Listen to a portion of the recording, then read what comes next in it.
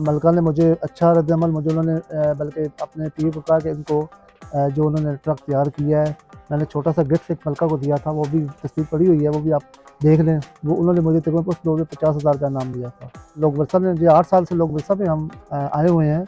लोक वर्सा ने हमें आप स्पेस जहाँ पे जगह दी हुई है, हम बैठ के काम कर रहे हैं यहाँ पे।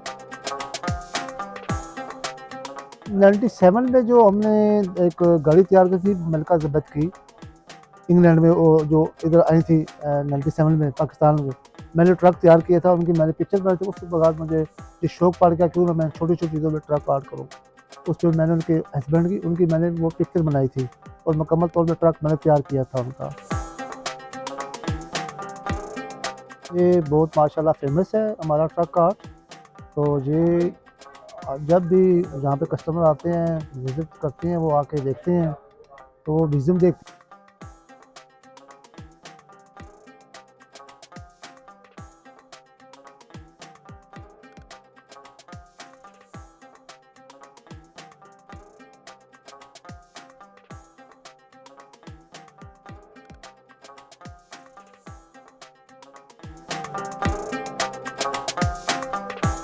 मसलन मुख्तलिफ़ चीज़ें हमने रखी हैं जैसे